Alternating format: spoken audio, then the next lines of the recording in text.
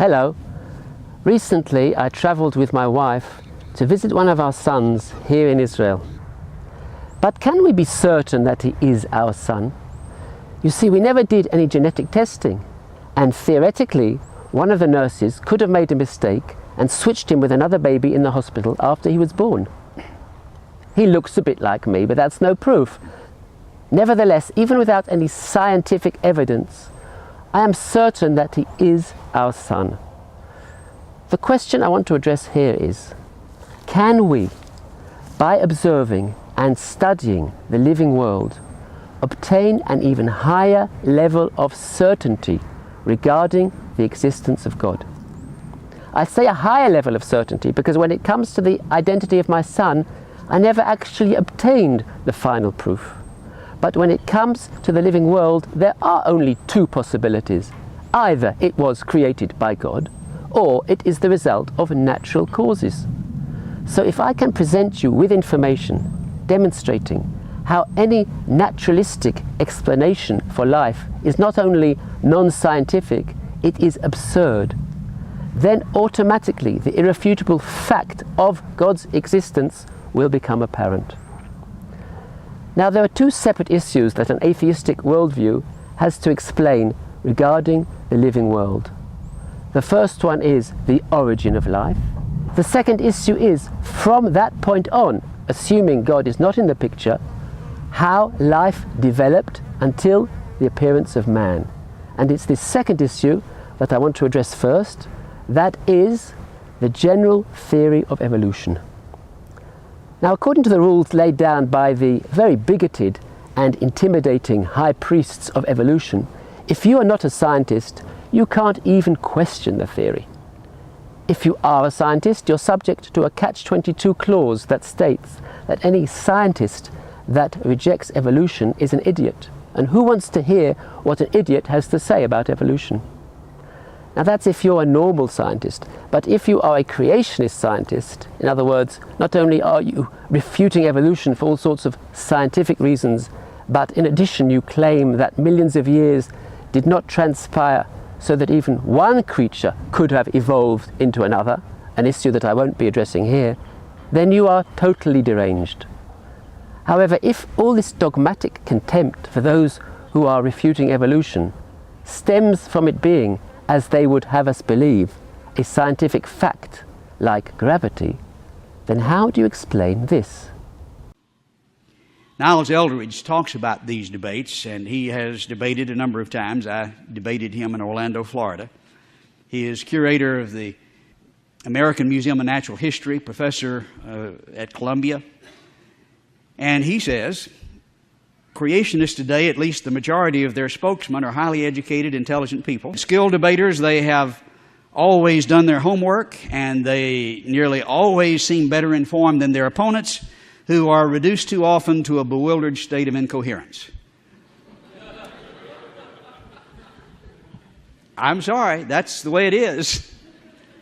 He says creationists travel all over the United States, visiting college campuses, staging debates with biologists and geologists and anthropologists. The creationists nearly always win.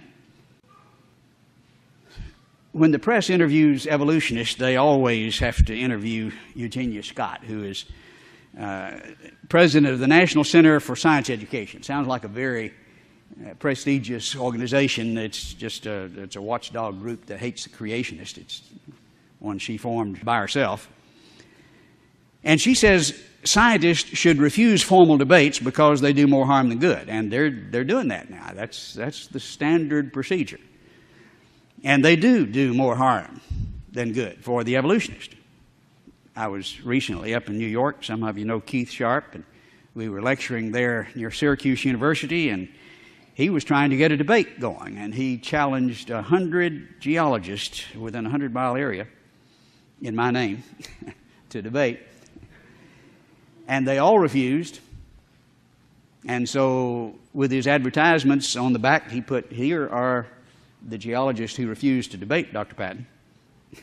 And it's not just me. I mean, they have refused to debate creationists around the world. However, she goes on to say, but scientists still need to counter the creation. In other words, let's talk about this, but make sure you do it when they're not there. Hello. I'm a professor of physics, but I'd rather not debate gravity because it could do more harm than good. You see, you can write books about evolution until the cows come home, but if you cannot debate the subject with the top creationist scientists, then something's wrong with your theory. Scientists should be seeking the truth about life, not trying to protect their worldview. Anyway, I will be talking about evolution because I know that I possess information that will surprise, even shock, many of you who are under the impression that it is a scientific fact. But first, for the uninitiated, let me define what is the general theory of evolution. This is a theory made famous through a book, The Origin of Species, written by Charles Darwin, an English amateur naturalist, who, as a result of his mid-19th century interpretations of certain phenomena he witnessed in nature, suggested that life on Earth developed through a multitude of slight modifications. As he saw it, over millions of years, fish evolved into amphibians, amphibians into reptiles, reptiles into mammals, mammals into primates. And then, according to modern-day evolutionists, some ape-like creature was the ancestor of humans and chimpanzees. By the way, why did they decide that chimpanzees are our closest relatives, our first cousins? This was because of the dramatic genetic similarity between chimpanzees and humans, something like 98%.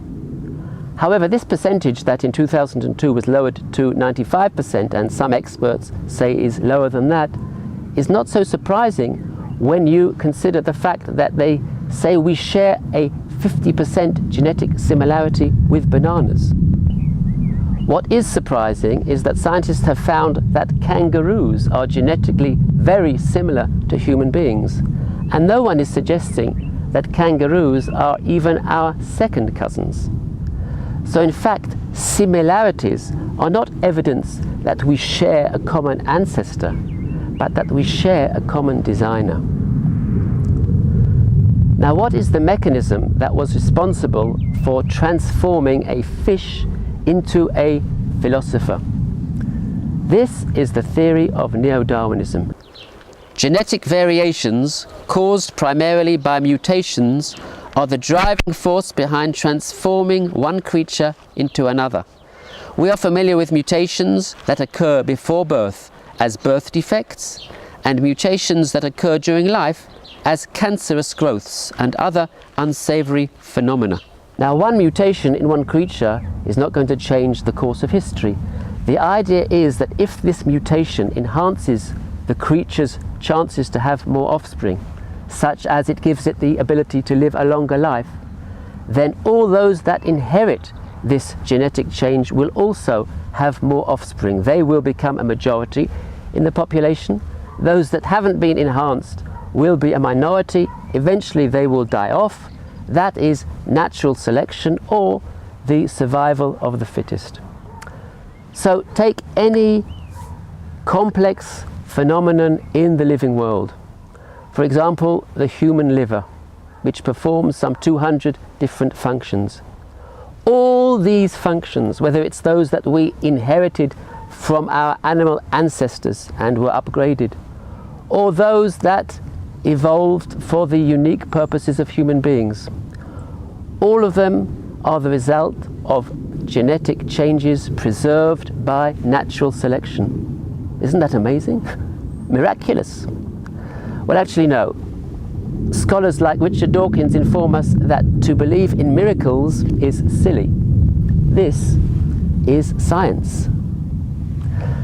So, talking about science, granted we've never seen one creature evolve into another kind because it takes hundreds of thousands or millions of years, but we do see bacteria changing into bacteria, viruses changing into viruses. Doesn't that give us reason to believe that some sort of long-nosed pig could have evolved into an elephant?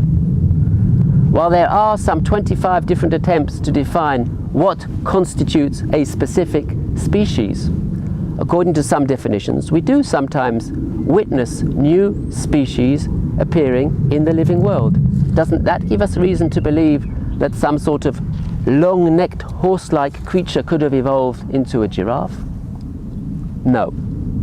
In other words, the fact that there are many varieties of dogs does not mean that given enough time a dog will evolve into a goat or an antelope. Because variations, say the experts, that can occur for a few different reasons are at most the result of the rearranging of existing genes and will not produce the upward change that evolution requires. Actually, the evolutionists do claim that dogs dramatically demonstrate how evolution can be observed in our living world.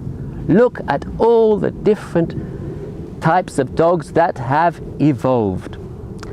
No, dogs have not evolved, dogs have devolved, because we are told that all dogs descend from grey wolves.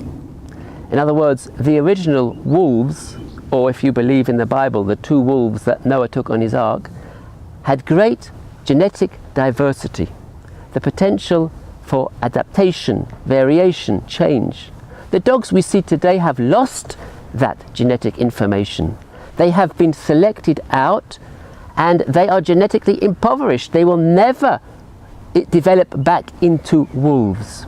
On the contrary, many breeds of dogs have serious health problems. Because of all the crossbreeding that has been going on over the generations, they have inherited genetic mutations that cause illness and weakness and early death. Dogs have nothing to do with evolution, it's all devolution. If you were to say that dogs evolved from, let's say, rabbits, that's something else. That's brand new, complex features that require a mind-boggling amount of brand new genetic information. That's evolution.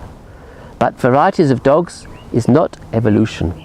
Similarly, the remarkable ability that animals and plants have to adapt to a changing environment, the switching on and off of existing genes that can cause latent characteristics to come to light, is also not producing anything essentially new. So it is not evolution. That, in a nutshell, is the science. The question I want to address in part 2 is it theoretically even remotely feasible that one creature could evolve into a completely different kind, or is the whole idea absolute nonsense? Now, some of you may raise an eyebrow and say, how can you say absolute nonsense? There is evidence for evolution. So in part 3, I want to share with you some interesting information about some of the evidence for evolution, and in part 4, I want to look at the origin of life.